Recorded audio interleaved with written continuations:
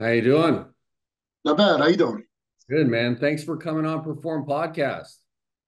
Yeah, no problem. Thanks for having me. It's good to see you. Yeah, man, it's good to see you. I haven't seen you in a hot minute. I mean, how long has it been? Like 10 years, probably? Yeah. Yeah, probably. Yeah, Holy shit. Dude, it's crazy to think we go back to like 2006. It's almost 20 years. I know it's a long time, man. I remember when you were first getting on the scene, man. Like, I can't believe it's been 20 years. I mean, we're what, 17 years? I mean, like a few years shy of 20. But dude, that's crazy. If that doesn't remind you of the fact that time flies, I don't know what does. I know, and so many people have come and gone in the industry. It's insane. And, like to still be here standing is a big deal, you know?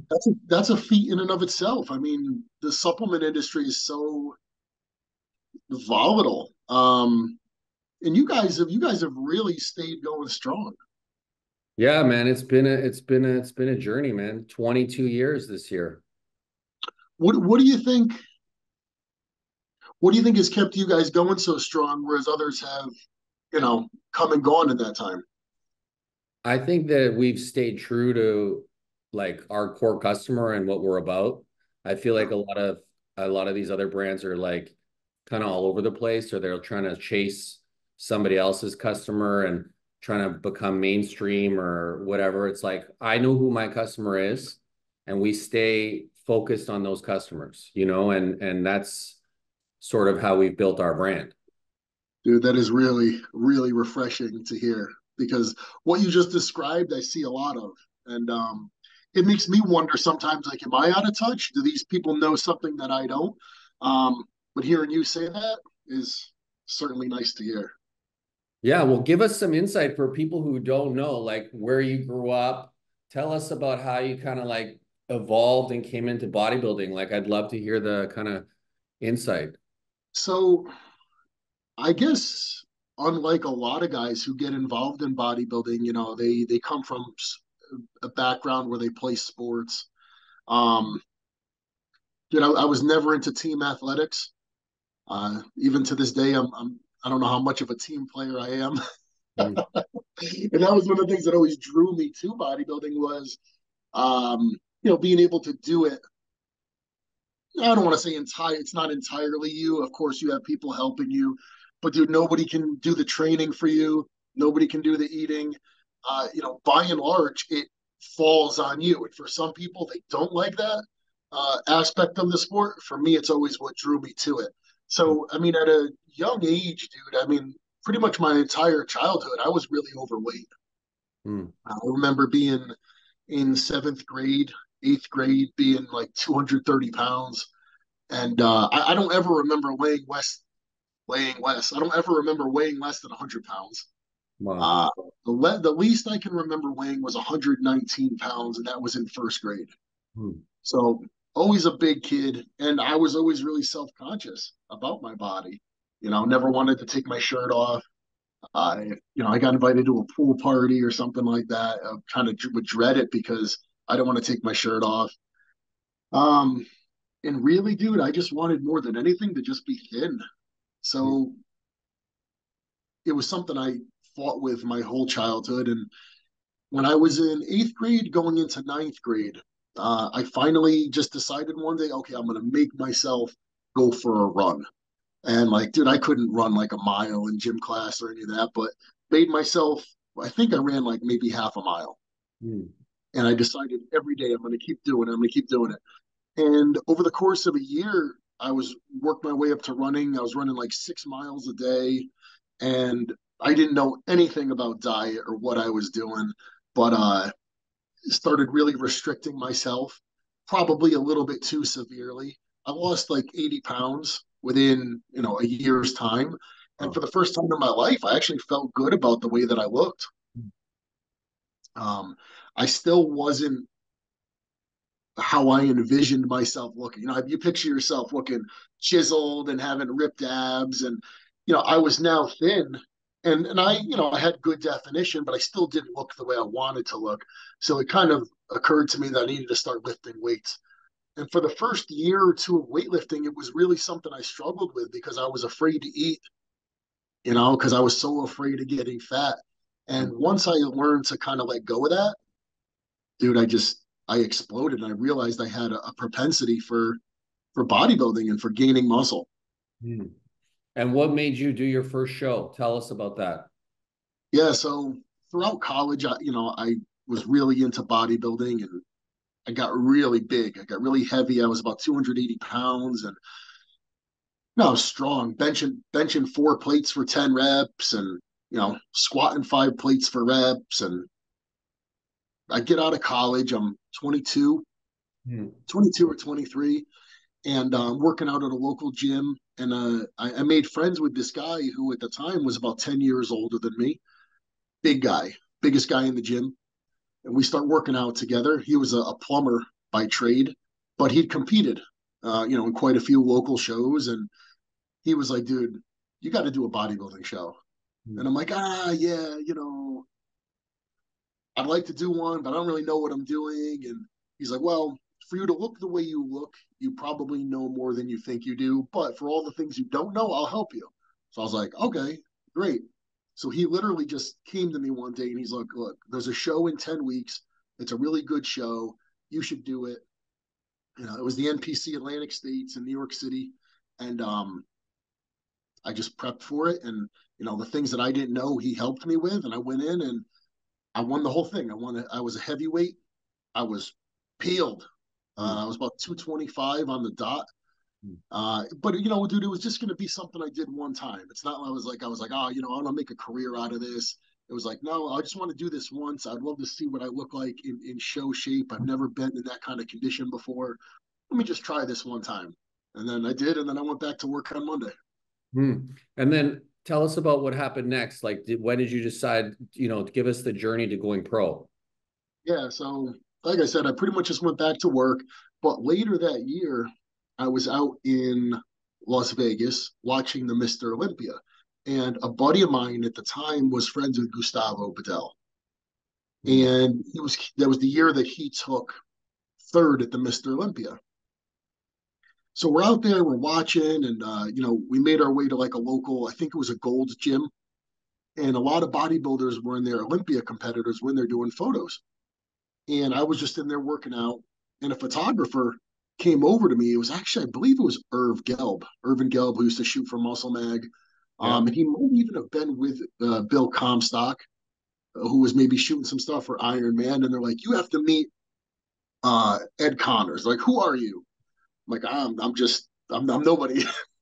I'm just a dude who likes to work out, who did, one competition. And they looked me up and they're like, whoa, like you looked really great at this show. We want to introduce you to Ed Connors, and Ed Connors being the, one of the founders of Gold's Gym. And Ed was like, listen, I think you have a lot of potential, and I would like to encourage you to pursue this further.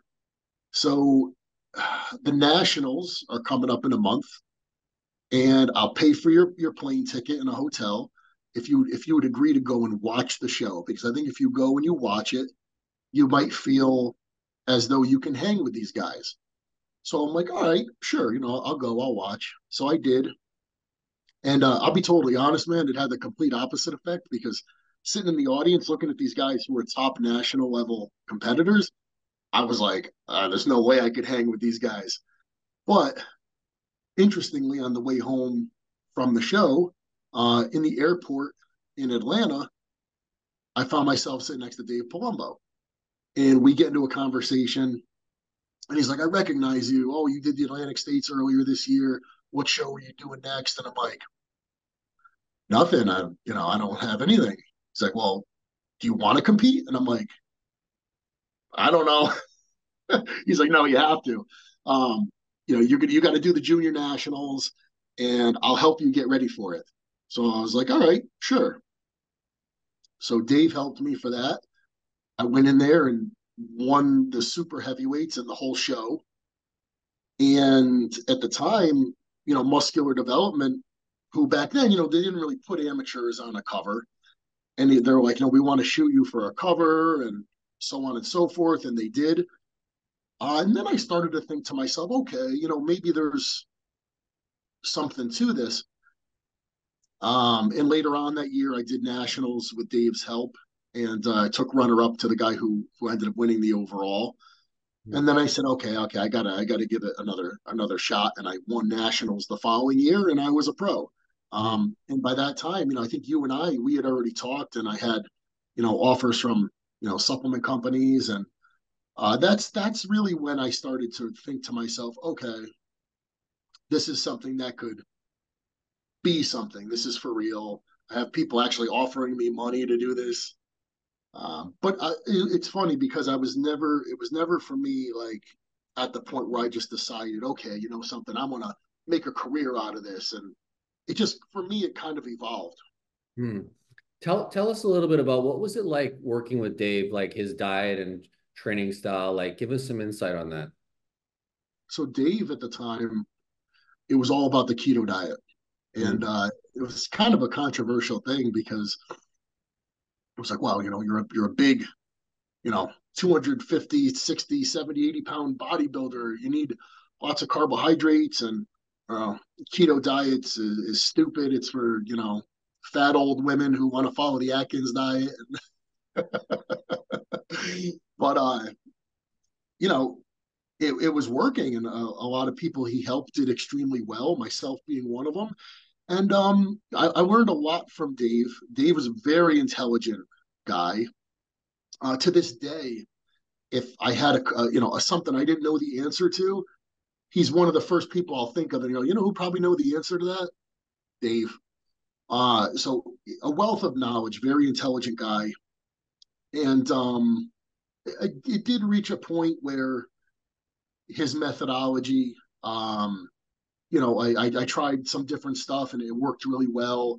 And in my pro debut, I worked with Oscar Arden, who at the time was working with Kai Green, and that it went well, and I won the New York Pro. But dude, that was like one of the hardest preps in my life. I think because all the pressure I felt, because I had come up so fast, and there were a lot of people who were like, he's just a flash in the pan. He's not really a great bodybuilder. He's gonna turn pro, do a pro show, get his ass kicked, and then that'll be the end of him. So felt a lot of pressure getting ready for that pro debut. And I remember the night, after when I had won the show, walking back to the hotel room, just feeling like, oh my God, thank God. You know what? That New York Pro show. There was a lot of contenders coming to that show. Like that was no fucking around. Like you had some serious competition. I remember that New York Pro show. Like that was not a game. There was some heavy hitters that you were going Dude, against. Marcus Rule, Dennis James. I mean, Yeah, these were seasoned pros. bro. It was like, yeah, And I remember training for that show, yeah. and the training was so brutal. And Oscar, we'd be in the middle of a back workout after just, deadlifting 405 for 20 reps, and I'd be, hung over the bench, and he'd be trying to think of some words to say to me to, get me amped up to do the next set. And he'd be like, "You think Marcus Rule is doing this right now? You think Dennis James is doing this right now?" And in my head, I'm like, "Yeah, they're probably doing this and more." And he's like, Yeah. "They're not doing this shit." He's like, "You're doing it. That's why you're gonna win." And that stuff really got inside my head. And that's one, I think, the most important things about training that's oftentimes missed is you can get into the technical aspect of training, doing something with perfect form, or doing the perfect number of sets and how many sets to failure, periodization, and all this, technical stuff. But one of the greatest gifts, one of the most important aspects of training is if you train really hard and you do something to what you feel is the best of your ability, it leaves you with the confidence that you've got a shot, Hmm. that you're a contender. That, okay, something, man, fuck that. Nobody out there doing it harder than me, or doing what I'm doing. Uh, this gives me the conviction to believe that I can do this. And I think that's oftentimes missed. Hmm.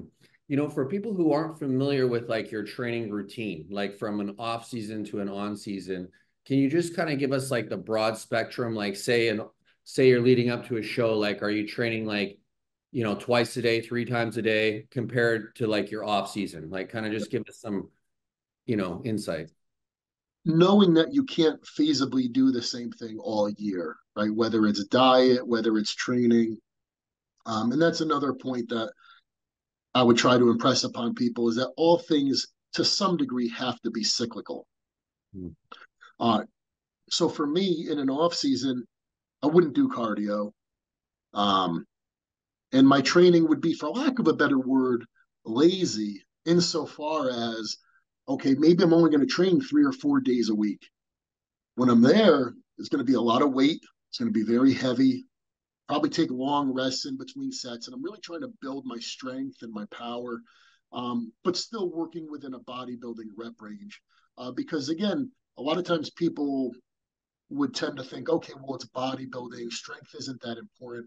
I always felt the opposite. I felt that strength was very important because if you take two guys and, you know, one of them can squat 405 for 10 reps, and the other guy can squat 405 for 20.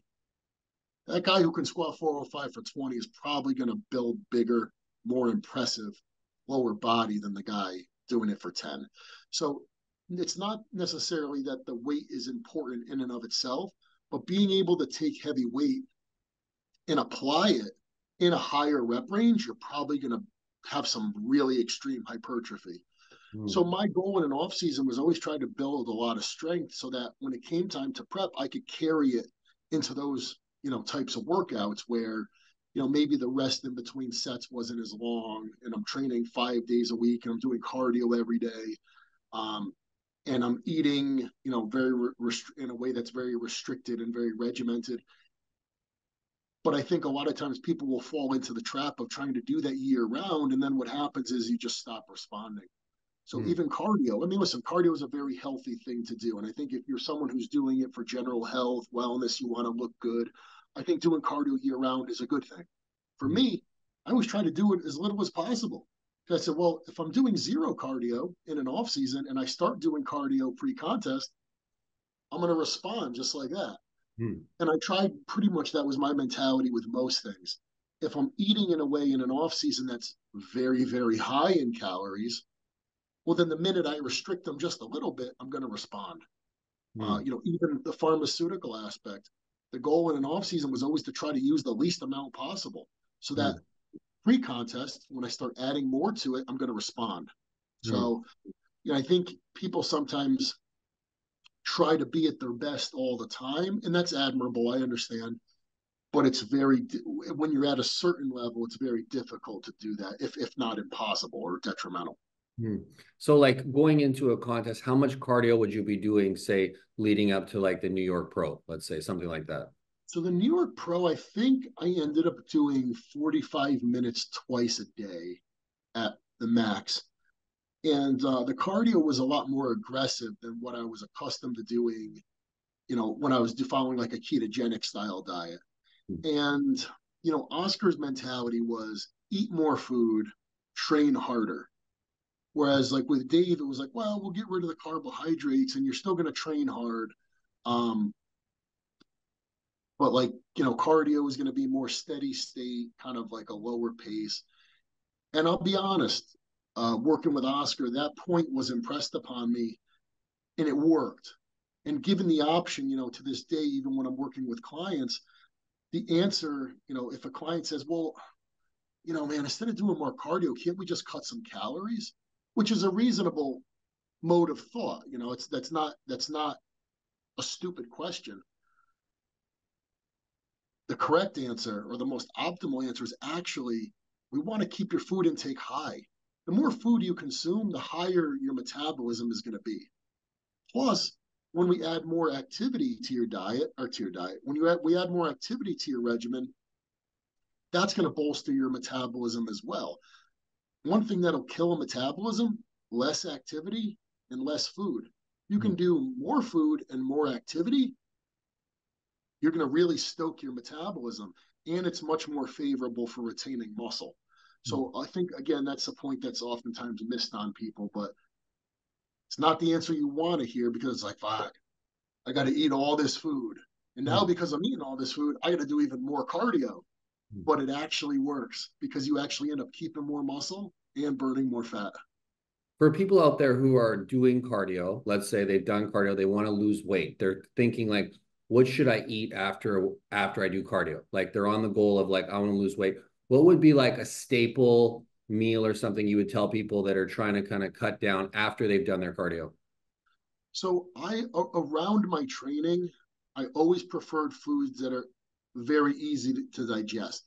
And I guess I prefer foods like that really throughout the day in general. But around my training, whether I'm consuming a pre training meal or post training, I always consumed, if it was whole food, my go to was a very like light, low fat, easily digested fish like cod Mm. and white rice, and maybe a vegetable in there because your body you digest it rapidly.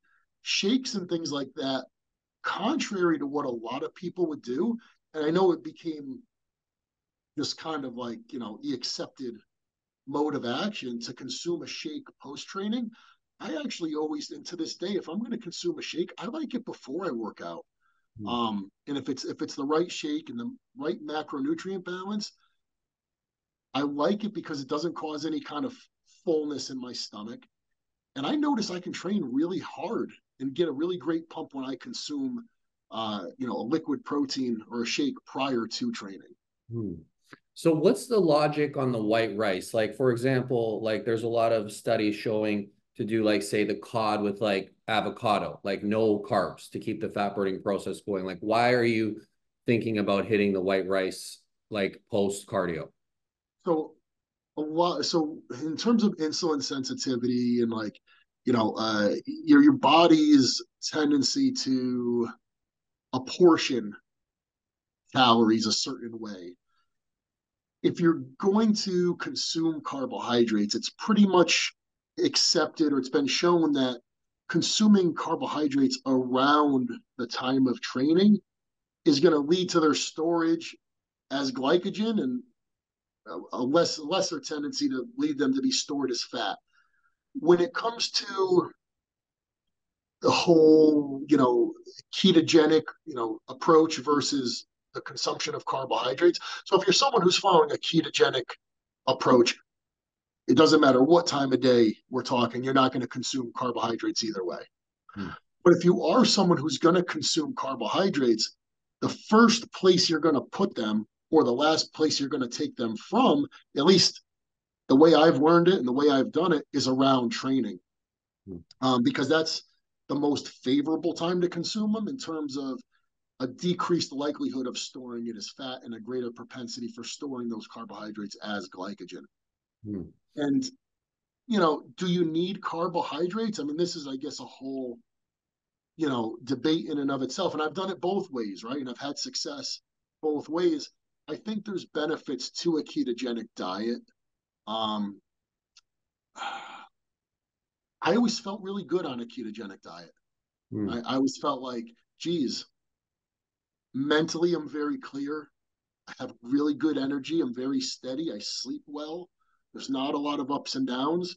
Um, Maybe even it's tough to make a fair comparison because we're talking 15 years ago at this point. But I always felt like when I would do a ketogenic diet, I would have a lot less pain, so less inflammation.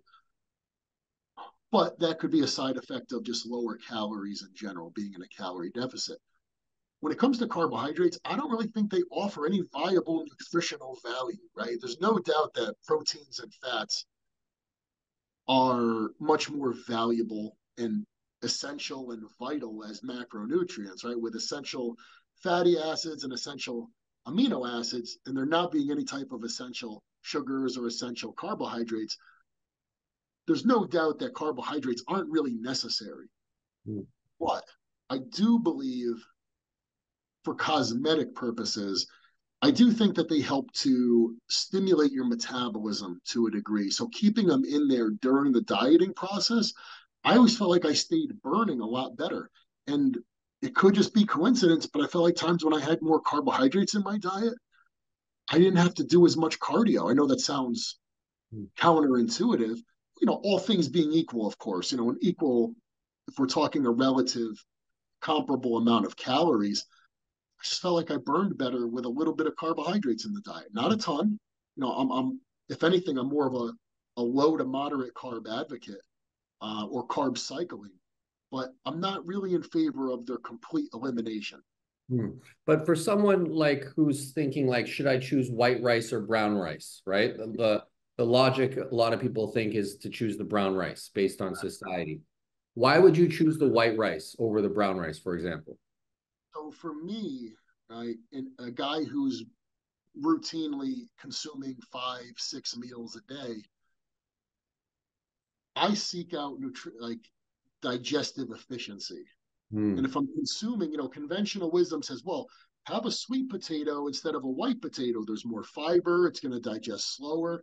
Same thing with the brown rice. Well, you want the fiber, from the brown rice. It's going to digest slower, so on and so forth. Once you get to a point where you're consuming a certain amount of food, you don't want stuff that digests slower because then you can't consume it all. Hmm. So That you makes start looking at things that will digest more rapidly because ultimately that's what's going to allow you to consume the total volume that you need to consume for the day. And truth be told, consuming white rice, even though it's technically more refined, I always felt better. hmm. And I think that's a point that a lot of people sometimes they fall into the trap of doing things that they've read or heard or been told, and it just becomes mantra. Well, I don't know. I just do this because that's what you're supposed to do, right? And they'll go so far as to just disregard how they feel or not give any weight or consideration to their own experience. And as time went on, as I've gotten older and just become more confident in what I do, I will give a lot more credence to what I experience. Say, okay, hey, listen, man, this may seem odd, it may not make sense, and it may go against what I've been told, but this is how I feel, and this has been my experience. And because of that, it's what I'm going to go with. Hmm. What are your thoughts, I mean, about sprouted, like say Ezekiel? Would you recommend Ezekiel? Would you use that? I don't, um, and listen, I'm being picky, Hmm. right? Ezekiel bread for the everything is relative. So if a person comes to me and their typical morning consists of, I don't know, a breakfast sandwich, or a lot of people say, well, I have a bowl of cereal, or a pastry and a coffee. Certainly, including a couple eggs or some Ezekiel bread or things like that. It's 1,000% a step in the right direction.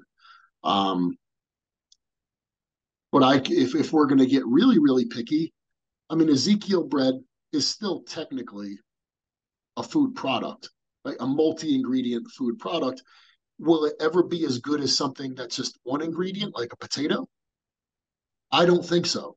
I think the most optimal way to eat for health, just all around health, well being, and even, it starts to break into body composition and looking your best, is to consume single ingredient foods. And that's really been the simplest way I've been able to communicate it to people. Because you'll come across people on a daily basis and they'll say, well, man, I'm looking to get in shape and I want to do this and I want to do that. Give me some advice. And you and I both know, man, that's something we could sit there and talk about for hours.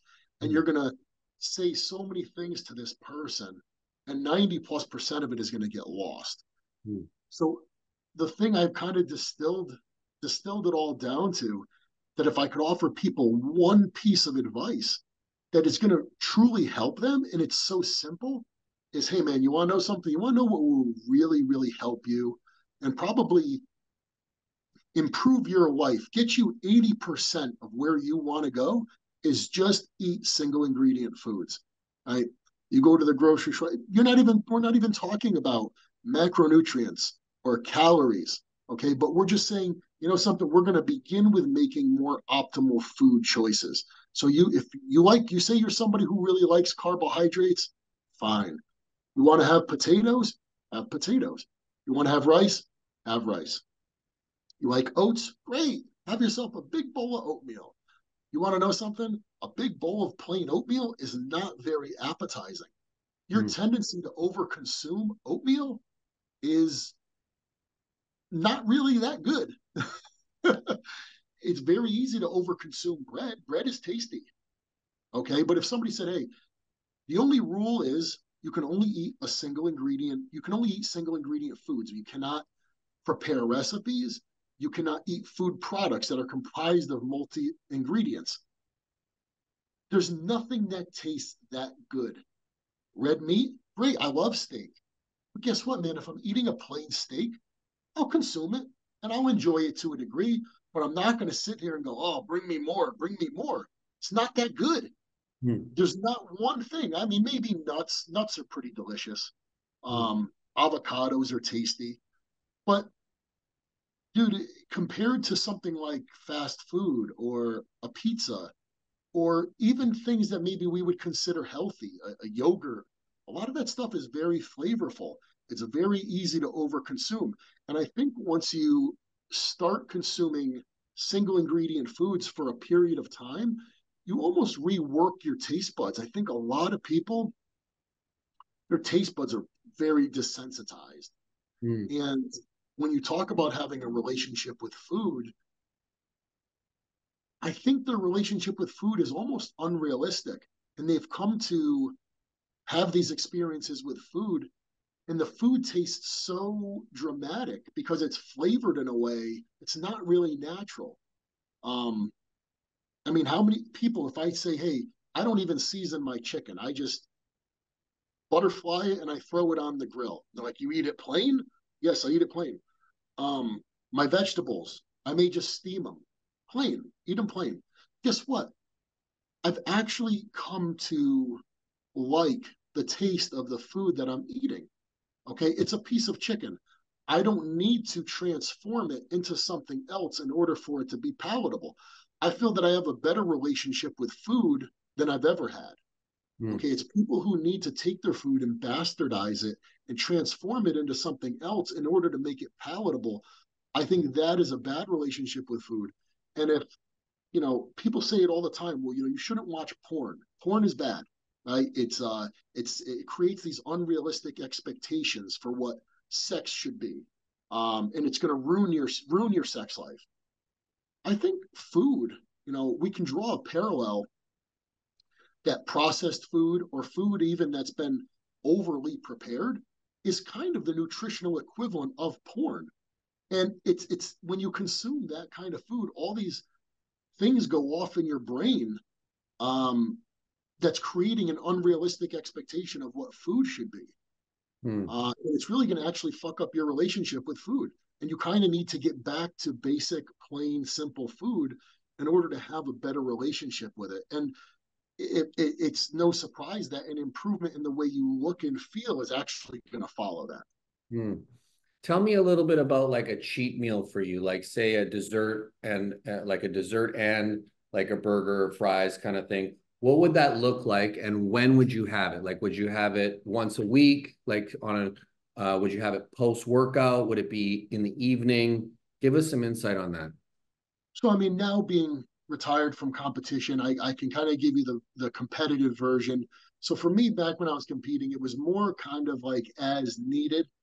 So, if I was getting ready for a show, it wouldn't just be a scheduled thing, but it would be something where it's like, okay, I've run myself down. I've trained myself really, really hard. I've depleted myself. Now I'm going to, you kind of bring yourself to the edge. And instead of going over the edge, you kind of, you start to go over and then you bring yourself up again. And you kind of end up doing this. Hmm. And believe it or not, you, you create a lot more progress doing that than just this steady course of action. And again, I think that's something that's lost on people.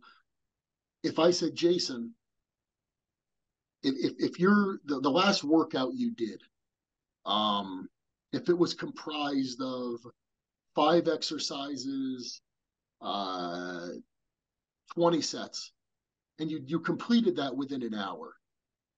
I'm assuming there was a certain intensity to it, right? Hmm. If I just said, you know what, dude, instead of doing it in an hour, let's do the same number of sets and reps, but let's stretch it out over 8 hours. It's no longer a workout, right? Because all the intensity is lost. Hmm. So food is kind of that way too. You need to push it really, really hard for a short period of time, as hard as you can, and then you rest. Like with training, you push hard, you rest. With diet, same thing. You have to push it really hard, and then you give yourself some rest, so to speak, in the form of extra calories. And kind of doing this is what's going to lead to a greater result over time. People who just do this don't really get anywhere. Hmm. Do you give your body a break from, obviously you're eating a lot of protein food. Do you do fasting? Would you do like a meal here and there that's not meat? Like, would you do like a vegan meal? Give us some insight on that. So, I mean, from a health standpoint, I think fasting is probably one of the healthiest things that we could do. And I think anytime we're considering health, we have to look at it from an evolutionary perspective. And I think for probably the majority of our evolution, just as a matter of circumstance, people were fasting because the availability of food was not there. Maybe you went a prolonged period of time and then maybe you found a source of nourishment. And when you found that source of nourishment, you consumed a large quantity of it. But then you went for periods where you were kind of starving. Hmm. And that starvation, or if we want to call it fasting, when the body is forced to resulting to kind of cannibalizing itself, it's going to give up, it's going to volunteer, or it's going to digest or attack, as I understand it, the compromised cells first, right? The body is smart enough to know, hey, if this cell is on its way out or it's toward the end of its life expectancy, well, let's cannibalize that one first. Um, so it's kind of a way of cleaning yourself out, I guess, for lack of a better word. And unfortunately, as bodybuilders, we're always so obsessed with consumption because it's going to support the gains we want to make, that most of us don't take the time to do it. Now, myself being retired, I don't have a problem. Maybe it's a Sunday and I don't know, maybe I don't eat until nighttime. Yeah, I don't have a problem doing that because I'm not worried, about the show I'm getting ready for in 2 months or 3 months. And it's probably fasting for the general population and even athletes. It's probably something that we should do more often because it's going to have a greater, a positive overall impact. Hmm. And I hate to, not that I hate to say it, but you have to reiterate the fact that health has to be a part of this equation, even for a bodybuilder. Okay, you're competing at an elite level, and you're going to do things that are not healthy. Hmm. However, if the body is going to respond the way you want it to, it's going to lose fat the way you want it to, it's going to build muscle the way you want it to. Body has to be healthy. Hmm. A sick body, okay, that's fighting disease or it's not functioning properly, it's not going to do any of that stuff to the best of its ability. So even in an endeavor where you know health may not be the ultimate goal, health still has to be a part of the conversation.